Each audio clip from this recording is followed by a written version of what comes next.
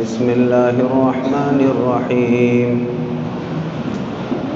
سبحانك لا علم لنا إلا ما علمتنا إنك أنت العليم الحكيم صدق الله مولانا العظيم.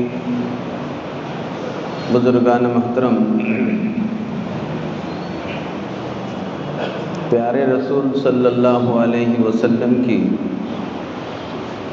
پیاری پیاری سنتوں کی اہمیت، عظمت کے بارے میں موضوع چل رہا تھا. پیارے آقا صلی اللہ علیہ وسلم کی سنتوں کو اپنانا کتنا اہم ہے، یہ تو خود اللہ نے اپنے پاک کلام میں ارشاد فرما ہی دیا. اہمیت اتنی ہے کہ تم اللہ کے محبوب بن ہی نہیں سکتے جب تک رسول اللہ صلی اللہ علیہ وسلم کی اطاعت اور آپ کی سنتیں تمہاری زندگی میں نہیں ہوگی. یعنی یہ ایک خیال ہے بس، اس سے زیادہ کوئی حقیقت نہیں ہے کہ آدمی اللہ کا محبوب بنے. اللہ کا محبوب بننے کے لیے ضروری ہے کہ بندہ اللہ کے رسول صلی اللہ علیہ وسلم کی اطاعت کریں، آپ کی سنتوں پر عمل کریں. سنت کہتے ہیں طریقے کو. بار بار آپ نے یہ بات سنی، پیارے رسول صلی اللہ علیہ وسلم نے اپنے زندگی میں جو کچھ کیا، جیسا کیا، جب بھی کیا، جو کچھ کیا، جیسا کیا، جب بھی کیا، وہ سب کچھ ویسا کرنے کا نام سنت ہے. سب وہ ویسے ہی کریں، بس نیت اپنی بنا لیں. اور بتایا تھا اس سے پہلے بھی کہ عمل اتنا آسان ہے کہ سب کام تو ہم کرتے ہی ہیں. 24 گھنٹے کی ہماری روٹین سب متعین ہے کہ کیا کیا کیا کیا کرتے ہیں. بس فرق اتنا ہے کہ ہم نے روٹین کے موافق کام کرنا، یہ ہمارا اپنا معمول ہے کہ بس کر رہے ہیں، بس کر رہے ہیں. تو آپ جو ہے 24 گھنٹوں کی زندگی میں جو کچھ کرتے ہیں، طریقہ بتایا تھا کہ اس کو ایک کاغذ پر آپ لکھ لیں کہ 24 گھنٹے کے 100 کام ہوتے ہیں. ان 100 کاموں میں بس یہ کرنا ہے کہ ہمارے رسول یہ کام کس طرح کرتے تھے. اگر میں جیسا کر رہا ہوں، معلوم ہوا کہ پیارے رسول کی یہی سنت ہے، تو بس آپ اس میں نیت کر لیجئے کہ میں میرے رسول ایسا کرتے تھے بول کے ایسا کر رہا ہوں. ہو گئی بات ختم. اور جن کے بارے میں سنتیں یاد نہیں ہیں تو وہ معلومات کر لی جائے. اب مثال کے طور پر پوری 24 گھنٹے کی زندگی آپ ایک ساتھ لکھ نہیں سکتے، تو آپ اتنا ہی آج اتنا طے کر لیں کہ میں رات میں اٹھنے سے لے کر ظہر تک کیا کیا کام کرتا ہوں. بس مجھے یہ ظہر تک کے جتنے کام ہیں اتنے آپ لکھ لیجئے، اور اتنے کاموں میں دیکھیے کہ کون سا کام میں سنت کے مطابق کر رہا ہوں، کون سا کام خلاف سنت ہے. جو خلاف سنت ہے، سنت کی معلومات لے کر اس کو سنت کے مطابق کرنے کی فکر کیجیے. دوسرے دن ظہر سے عصر تک آپ جتنے کام کر رہے ہیں اس کو لکھ لیجئے. تیسرے دن عصر سے عشاء تک جتنے کام کر رہے ہیں اس کو لکھ لیجئے. چوتھے دن آپ سونے سے پہلے جو جو کر رہے ہیں اس کو لکھ لیجئے. تو روزانہ تھوڑے تھوڑے چیزیں ایسے لکھنے سے آپ کا 24 گھنٹے کا سفر طے ہو جائے گا، اور وہ پوری سنتیں آپ کی زندگی میں آئے گی. اور گزشتہ بھی عرض کیا تھا، صحابہ میں اور ہم میں فرق کیا ہے. فرق واضح طور پر آپ نے سن لیا. وہ ہر کام سنت کے مطابق اس وجہ سے کرتے تھے کہ وہ سنت ہے. وہ ہر کام سنت کے مطابق اس وجہ سے کرتے تھے کہ وہ کام سنت ہے، پیارے رسول کا طریقہ ہے، لہٰذا یہ سنت ہے. اور ہم سنتوں کو اس وجہ سے چھوڑتے ہیں کہ یہ سنت ہی تو ہے، فرض تھوڑی ہے. یہی فرق نے ہم میں اور ان میں خط امتیاز پیدا کر دیا اور ہم کو دور لے جا کے ڈال دیا. پھر مخصوص دن جو آتے ہیں، مثلاً آپ کے یہاں چھٹی کا دن آتا ہے، اتوار کا دن چھٹی کر لیتے ہیں، بعض لوگ بدھ کے دن چھٹی کر لیتے ہیں، تو جو چھٹی کے دن آتے ہیں پھر پورا چھٹی کا دن بھی اسی طرح لکھ لیں کہ میرے اس دن کے کیا کیا معمولات ہیں۔ اسی طرح خاص طور پر جمعہ کا دن لکھ لیں کہ جمعہ کے دن مجھے پیارے رسول کی کیا سنتیں ادا کرنی ہے۔ ایک طریقہ تو یہ ہے۔ دوسرا طریقہ بھائیوں سنتوں پر عمل کرنے کا یہ ہے، آپ اس کو اچھی طرح سمجھیں، اگر آپ سے 24 گھنٹے روزانہ کی سنتیں فوراً عمل میں نہیں آتی ہے، کم از کم یہ طے کر لیجئے کہ ہفتہ بھر میں کم از کم ایک دن کے 24 گھنٹے، مثلاً جمعرات کی مغرب سے جمعہ کی مغرب، مجھے یہ 24 گھنٹے پورے سنبھل کر سوچ کر سنت کے مطابق گزارنا ہے۔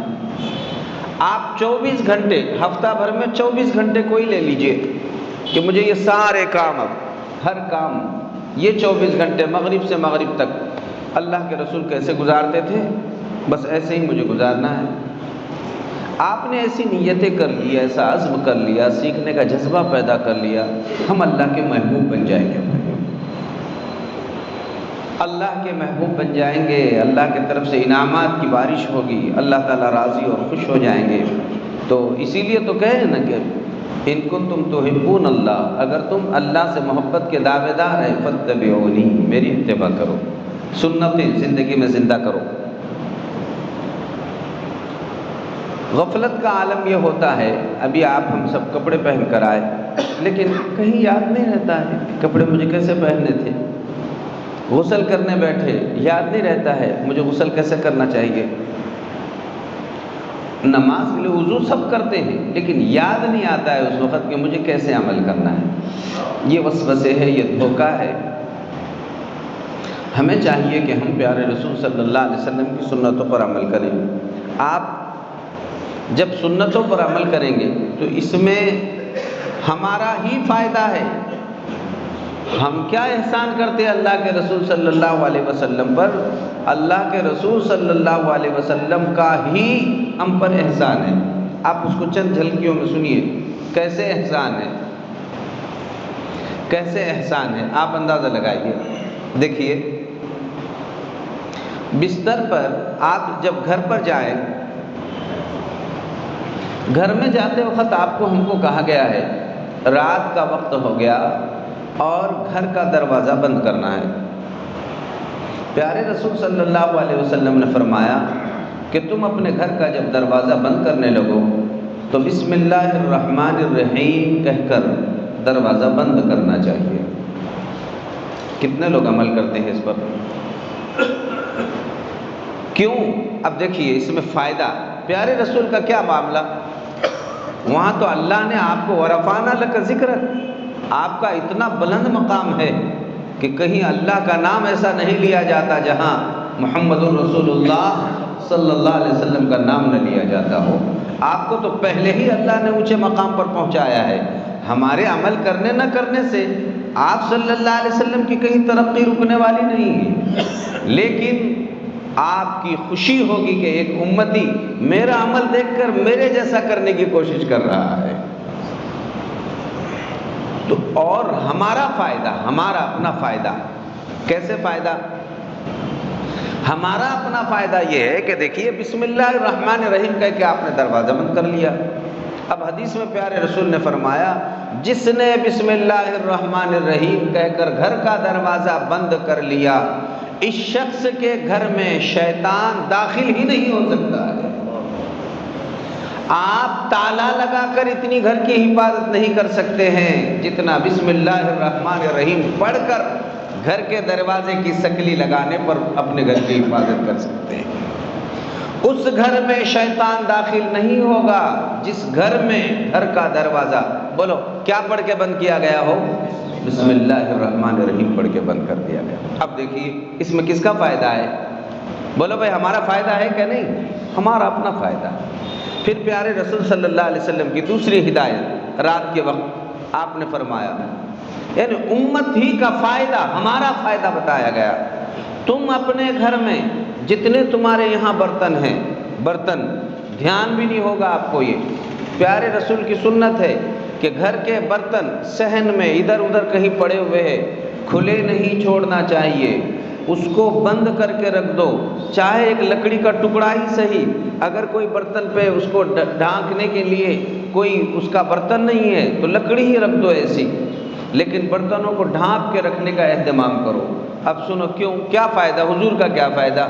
آپ کو تو ظاہر ہے نہ وہ آپ کے گھر کے برتن اس کو دیکھنا ہے، نہ وہاں سے پانی لینا ہے، اور قیامت تک آنے والی انسانیت کا معاملہ ہے۔ آپ کا کیا فائدہ؟ فائدہ پوری امت کو بتایا گیا۔ تمہارا فائدہ یہ ہے کہ حدیث میں آپ نے یہ ارشاد فرمایا کہ سال بھر میں، دھیان سے سنو، یہ سال بھر میں ایک رات ایسی آتی ہے جس میں آسمان سے بلائیں اترتی ہیں، آسمان سے بلائیں اترتی ہے۔ بولو سال بھر میں کتنی مرتبہ؟ صرف ایک رات میں بلائیں اترتی ہے۔ کہیں وہ بلا اگر اتری تو وہ برتنوں میں اترتی ہے جو خالی پڑے ہوئے رہتے ہیں۔ کہیں ایسا نہ ہو کہ تمہارے گھر کا برتن خالی کھلا پڑا ہوا ہے اور اس میں وہ بلا جائے، صبح جب تم استعمال کر رہے ہو تو وہ ساری بلائیں تمہارے اندر منتقل ہو رہی ہیں۔ اللہ کے رسول کو تمہاری حفاظت کرانا مقصود تھا۔ قربان جائیے پیارے آقا۔ اب آپ بات سنیے، پیارے رسول صلی اللہ علیہ وسلم اپنی امت کو، بولو سال بھر میں کتنے رات میں بلائیں اترتی ہے؟ ایک بار رات میں اترتی ہے۔ جو رسول سال بھر میں ایک مرتبہ اتری ہوئی بلاؤں کی مصیبت میں دیکھنا اپنے امتی کو برداشت نہیں کر سکتا، وہ روزانہ مصیبت میں دیکھنا کیسے برداشت کرے؟ وہ چاہتے تمہارا بھلا کر کے لے لو، تم کو نقصان نہ پہنچے، تم کو نقصان نہ پہنچے۔ یہ دوسری سنت۔ تیسری سنت، گھر میں جب تم سو رہے ہو تو پہلے چراغ جلتے تھے، اب لائٹ جلتی ہے، تو آپ نے ارشاد فرمایا کہ تم اس حالت میں مت سو کہ تمہارے گھر کا چراغ کھلا ہو، بلکہ رات میں اندھیرے میں سونا کوئی حرج کی بات نہیں، لیکن چراغ بجھا کر سو۔ آپ کا کیا فائدہ؟ مگر امت کو فائدہ بتایا کہ تمہارا فائدہ یہ ہے کہ کہیں ایسا نہ ہو جائے کہ کوئی چوہا یا کوئی ایسا جانور رات میں نکلے، وہ اس کو پکڑ کر تمہارے بستر تک لا لے اور تم تو نیند کی حالت میں ہو، کہیں تم کو آگ نہ لگ جائے، تم کو بچانا۔ پھر سنو، پھر پیارے رسول صلی اللہ علیہ وسلم نے فرمایا تم جب اپنے بستر پر سو رہے ہو تو سونے کے لیے آج کل تو دور دورہ پلنگوں کا ہے، گدے پہلے سے بچھے ہوئے ہیں، پھر بھی فرمایا گیا کہ جب تک سو مت، یا یہ ہے کہ آپ نے بستر کہیں رکھا ہوا ہے اور وہاں سے اٹھا کر بس یوں ہی آپ نے بچھا دیا، نہیں، بلکہ فرمایا آپ جو ہے اپنے بستر کو اوڑھنے کی چادر ہو یا بچھانے کی ہو یا آپ کا بچھا ہوا بستر ہو، جب تک 3 مرتبہ جھٹکے نہیں اور 3 مرتبہ جھاڑے نہیں، وہ بستر پر نہیں سونا چاہیے۔ اب آپ بولیں گے ہمارے زمانے کے ایسے RCC کمرے گھر بنے ہوئے ہیں، ساری کھڑکیاں بند ہے، دروازے بند ہے، یہاں سانپ نہیں آ سکتا، بچھو نہیں آ سکتا، کوئی جانور نہیں آ سکتا، کیا مصیبت ہے؟ تو کیوں ایسا جھاڑنے کا حکم دیا گیا؟ ٹھیک ہے سانپ نہیں، بچھو نہیں، اور تم کو بڑے بڑے ڈسنے والے جانور نہیں، لیکن کہیں کوئی کھٹمل اور کوئی چونٹی تم کو ویسی حالت میں وہ ڈس نہ لے، پیارا رسول تمہاری چونٹی ڈسنا بھی تم کو برداشت نہیں کرنا چاہ رہا ہے کہ وہ تم کو ڈس لے، اس لیے تم اپنے بستر کو جھٹک کے سو جاؤ۔ کیا فائدہ؟ پیارے رسول کا امت کا فائدہ ہے، تمہارا فائدہ ہے۔ پیارے رسول اتنے ہمارے اوپر، آپ پر اتنے محبوب، اتنے محبوب، ایک ایک امتی کی اتنی فکر فرما رہے ہیں کہ بستر کو 3 مرتبہ جھاڑے بغیر مت لیٹو۔ ممکن ہے تم سمجھ رہے ہو کہ ہم نے گھڑی کر کے رکھ دیا تھا اور یوں ہی اوڑھ رہے ہو، اس میں کوئی کیڑا مکوڑا جانور ہو وہ تم کو کوئی تکلیف دے، یہ گوارا نہیں، آپ نے پسند نہیں فرمایا ہے۔ اللہ اکبر، کیسی عجیب عجیب ہدایات پیارے رسول نے دی ہے۔ پھر فرمایا تم جب اپنے کپڑے نکالو بسم اللہ الرحمن الرحیم کہہ کے کپڑوں کو نکالو۔ آپ کا معمول تھا، دیکھو آپ صلی اللہ علیہ وسلم کا رات میں معمول تھا، آپ جو ہے روزانہ رات میں عام طور پر کپڑے تبدیل کر کے آرام فرمایا کرتے تھے۔ آپ بھی تو تبدیل کرتے ہیں، بنیان پر لنگی پر سونے کا معمول عام طور پہ لوگوں کا ہے۔ پیارے رسول صلی اللہ علیہ وسلم بھی ایسا سوتے تھے۔ آپ پہلی بات تو یہ ہے کہ نیت کر لو نا بھائی، میں کپڑے تبدیل کر رہا ہوں اس لیے نہیں، میں سو رہا ہوں اس لیے۔ میرے پیارے رسول اپنے کپڑے تبدیل فرمایا کرتے تھے، ہو گیا، بات ختم ہو گئی۔ لیکن آپ کا فائدہ کیا ہے؟ فائدہ یہ ہے، پیارے رسول صلی اللہ علیہ وسلم نے قیامت تک آنے والے امت کا یہ فائدہ اس میں بتا دیا کہ دیکھو تم سوتے وقت اپنے کپڑے جو ہے تبدیل کر کے سو، لیکن بسا اوقات آپ اپنے پورے کپڑوں کے ساتھ ہی سو گئے۔ دھیان سے سنو، یہ نکتہ کیا ہے اس میں۔ یہ حدیث سے ثابت ہے کہ آپ اکثر کپڑے تبدیل فرمایا گیا، حالانکہ وہی چادر ہوتی تھی، لیکن سونے کی چادریں کچھ الگ ہوتی تھی، روزانہ پہننے کی چادر کچھ الگ ہوتی تھی۔ لیکن کبھی کبھار آپ وہی چادریں پہن کر سوئے ہیں جو چادروں میں آپ دن میں پہنا کرتے تھے، کبھی ایسا بھی ہوا ہے۔ کیوں؟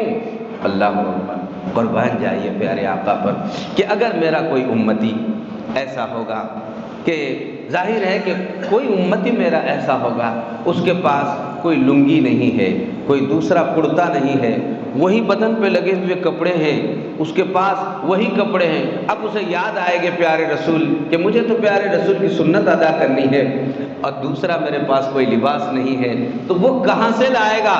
تو آقا نے فرمایا نہیں نہیں غریب، میں تیرے جیسا بھی سو کے تجھے بتا رہا ہوں، تجھے اگر یاد آئے، ایسا بھی ہو سکتا ہے، تیری مجبوری ہے تو تو سو سکتا ہے۔ آپ کہیں گے کہاں ہے ایسے؟ یہ آپ کے علم میں نہیں ہے اور بات ہے، ورنہ ابھی آج بھی ہزاروں اللہ کے ایسے بندے ہیں جن کے پاس دوسرا کوئی کپڑا ہی نہیں ہے۔ پیارے رسول نے اندازہ لگاؤ قربانی کا، محبت کا اپنی پیاری امت سے، کہ یہ دوسرا لباس کہاں سے لائیں گے؟ تو آپ نے فرمایا فکر مت کر، تیرے جیسا سو کے بتا رہا ہوں۔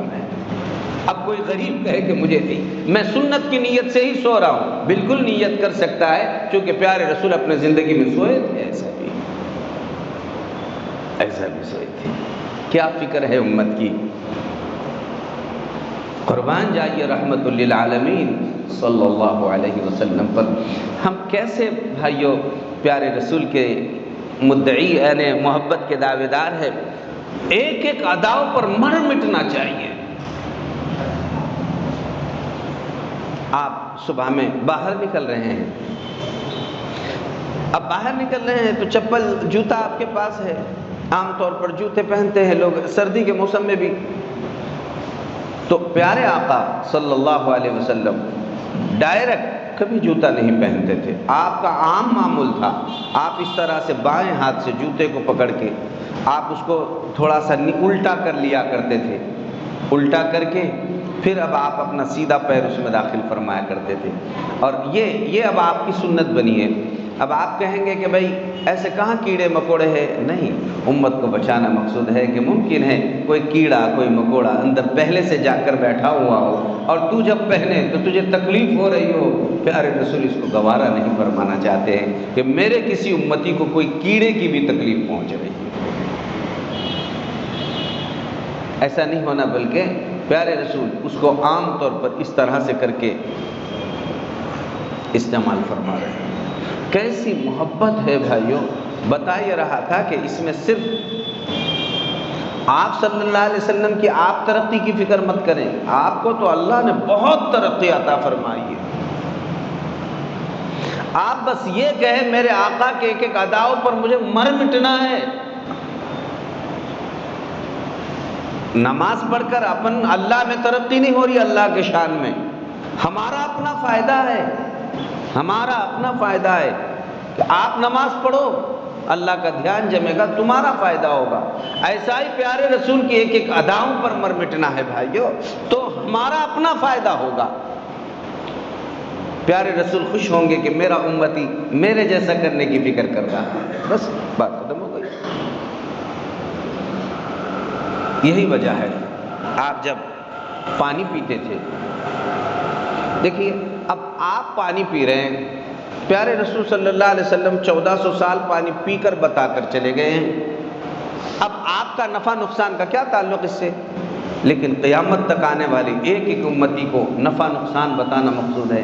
پیارے امتی، ممکن ہے تو پانی پی رہا ہے اور تو نے اگر گلاس میں دیکھے بغیر یوں ہی پانی پینا شروع کر دیا، ممکن ہے اس میں کوئی کچرا ہو، کوئی کیڑا ہو، یہ تیرے پیٹ میں چلا جائے گا، پھر کسی موقع پر ممکن ہے تجھے تکلیف ہوگی تو تیرا نقصان ہوگا، تجھے بچانا مقصود ہے۔ اس لیے تیرے خاطر 1400 سال پہلے میں جب بھی پانی پی رہا ہوں دیکھ دیکھ کے پیتا ہوں تاکہ قیامت تک کسی امتی کو نقصان نہ پہنچے، کہ ہم کو ابھارنے کے لیے کیا گیا ہے۔ آپ پانی پی رہے ہیں، اب دھیان سے سنو یہ بات، پانی پی رہے ہیں آپ صلی اللہ علیہ وسلم جب بھی پانی پیتے تھے 3 سانس میں پانی پیا کرتے تھے، 3 سانس میں پانی پیتے تھے، ایک ساتھ پورا ایسے ہی نہیں پانی پیتے تھے۔ کیا مسئلہ ہے، کیا مطلب ہے؟ بات یہ ہے کہ انسان جب پانی پیتا ہے تو سانس جب چھوڑتا ہے تو پیٹ میں کے جراثیم ناک کے ذریعے سے باہر نکلتے ہیں۔ اب یہ اندر ہی سانس لے رہا ہے تو کہیں ایسا نہ ہو کہ کوئی جراثیم فوراً اتر رہے اور پھر دوبارہ پانی کے ذریعے پیٹ میں جا رہے ہیں اور پھر یہ امتی کو تکلیف پہنچ رہی ہے۔ اللہ کے رسول فوراً اس کو پہلے باہر نکالتے تھے، پھر سانس لیتے تھے، پھر پانی پینا شروع کرنا ہے۔ آپ کو یہ بات بتانا مقصود ہے کہ بھائیو، جہاں اس میں یہ پیارے رسول کا طریقہ ہے، آپ کی سنتیں ہیں، وہاں سب سے زیادہ آپ کا ہمارا اپنا فائدہ ہے۔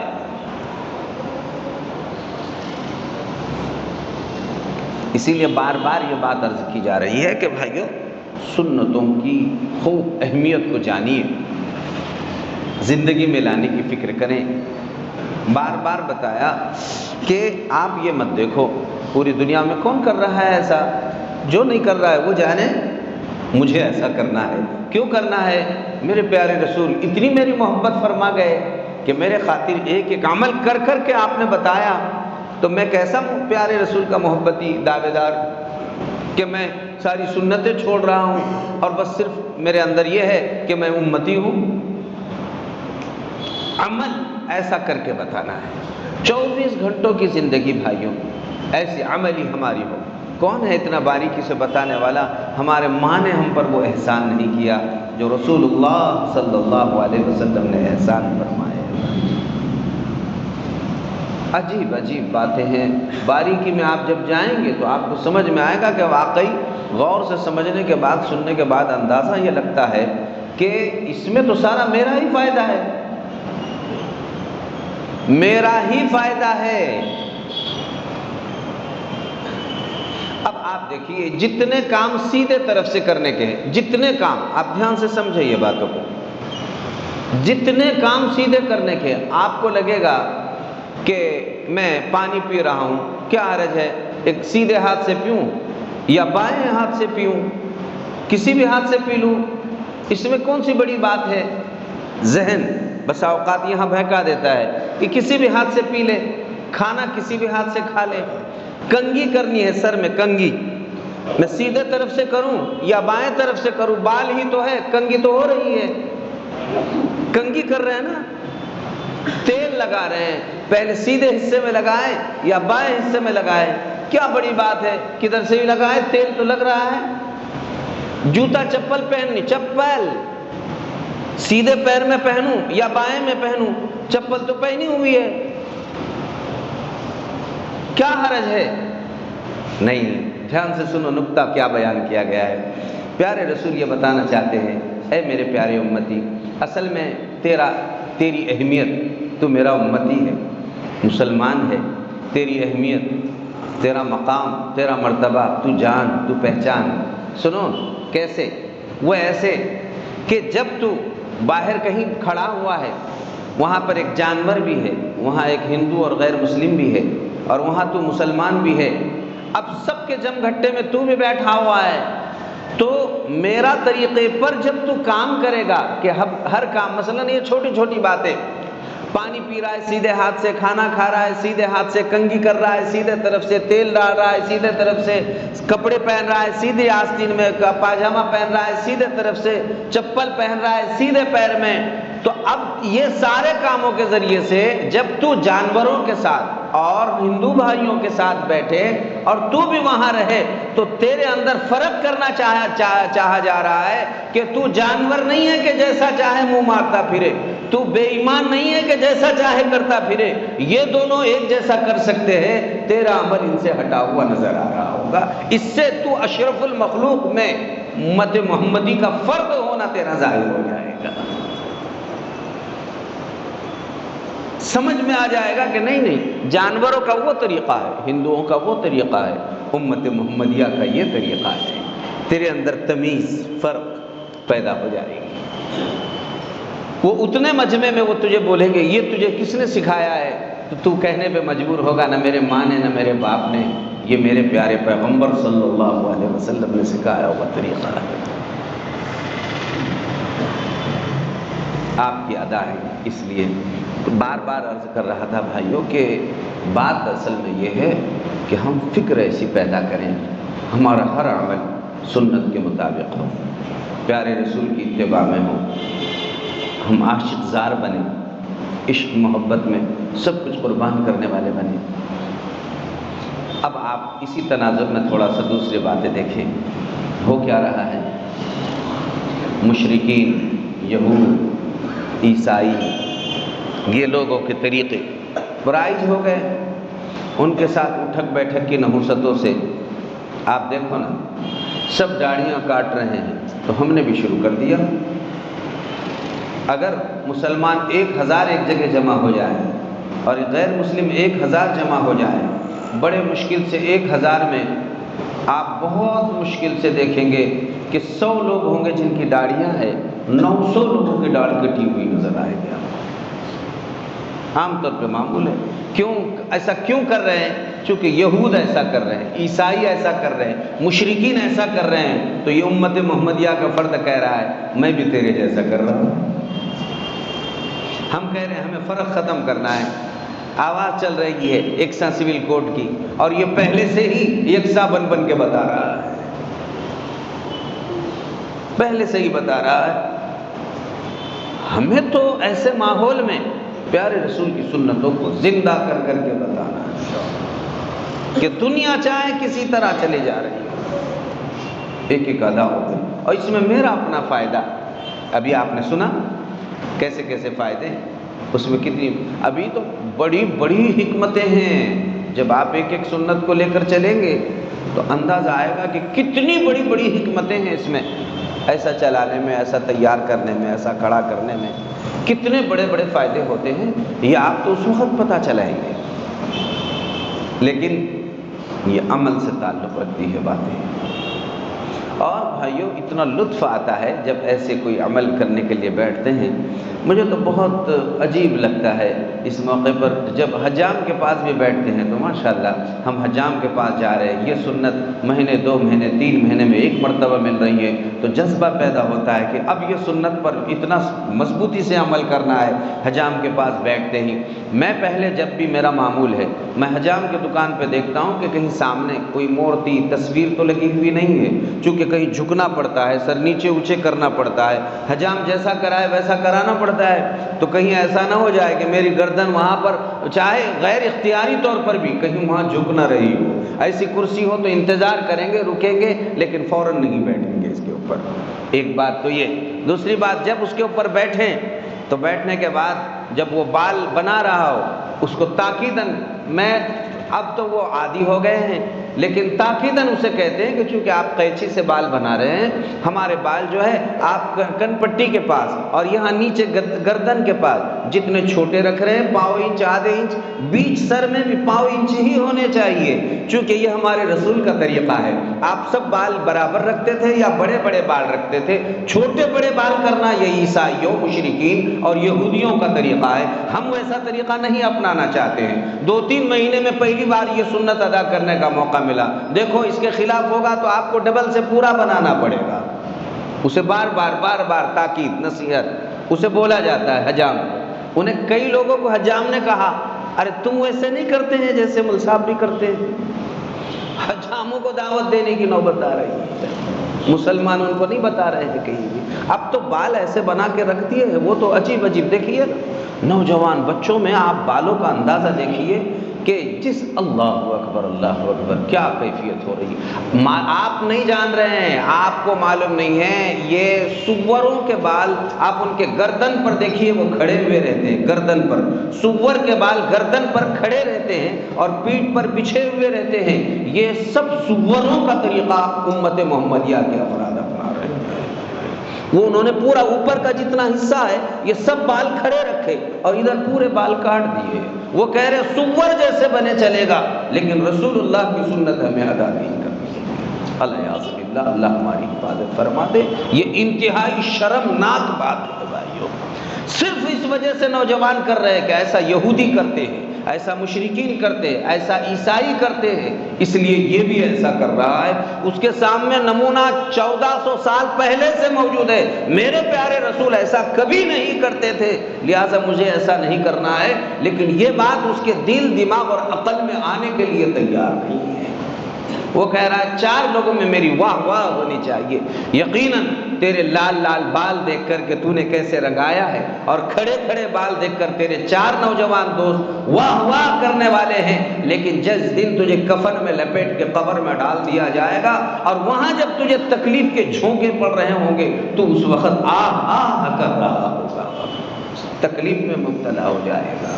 اللہ سب کی حفاظت فرمائے، ہمارے نوجوانوں کو اللہ ہدایت نصیب فرما دے۔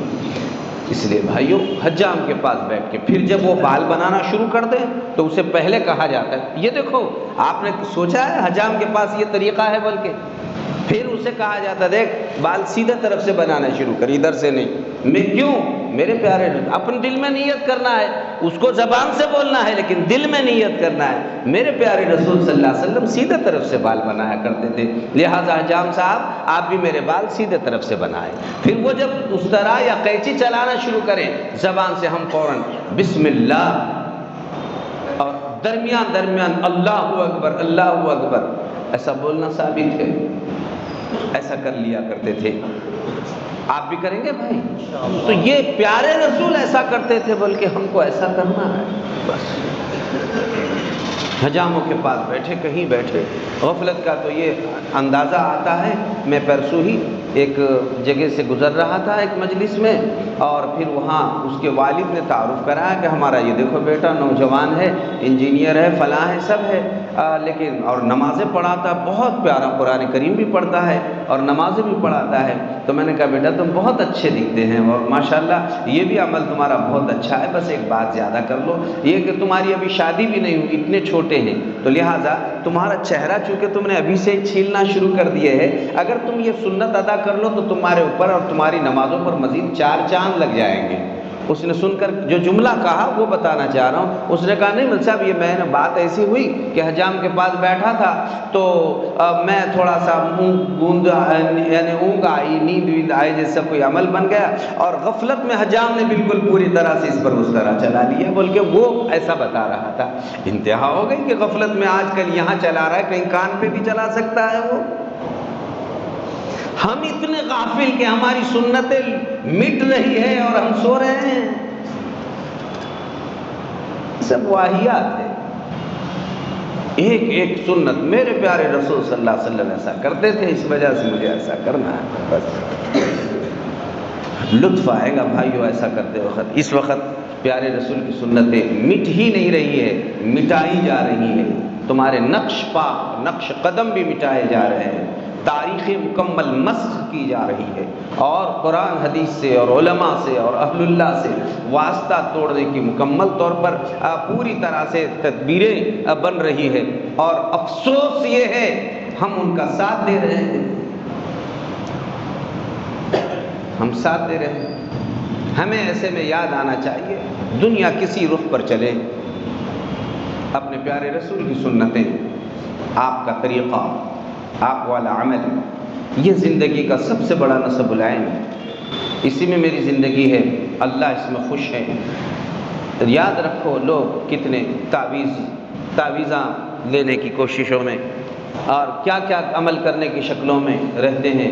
پیارے رسول کا ایک طریقہ، میں نے بزرگوں سے یہ بات سنی ہے کہ کسی شخص کو اگر ایک سنت پر عمل کی توفیق ہو گئی، وہ بھی سنت کون سی کہ آپ جو ہے بیت الخلاء میں جا رہے ہیں، بیت الخلاء میں جاتے وقت پہلے بایاں پیر ڈاوا پیر اندر رکھنے کی اور نکلتے وقت سنت سمجھ کر پہلے سیدھا پیر باہر نکالنے کی اگر تم کو توفیق ہو گئی تو تم وقت کے بڑے بادشاہ سے افضل و بہتر۔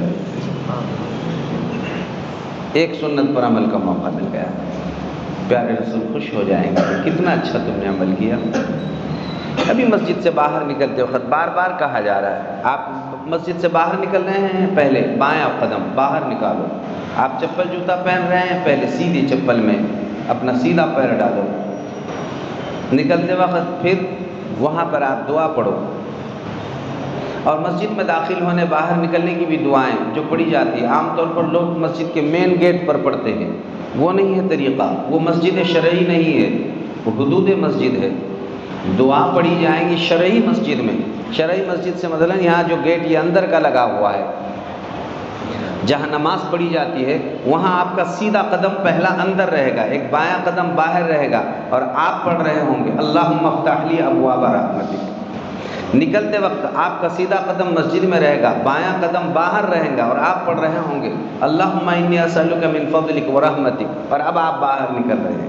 شرعی مسجد میں داخل ہوتے وقت پڑھنا ہے، کہیں بھی داخل ہوتے وقت نہیں پڑھنا ہے کہ آپ مسجد کے گیٹ میں سے آئے تو وہاں نہیں ہے۔ دو باتیں مسجدوں کے بارے میں فرق سمجھے، شرعی مسجد، حدود مسجد۔ وہ حدود مسجد ہے یہ باہر کا سارا حصہ، اور یہ شرعی مسجد ہے جہاں سجدہ کیا جاتا ہے پوری مسجد میں، وہاں پڑھنا ہے مسجد میں داخل ہونے کی دعا، اور وہاں سے نکلتے وقت یہ دعا پڑھنی ہے۔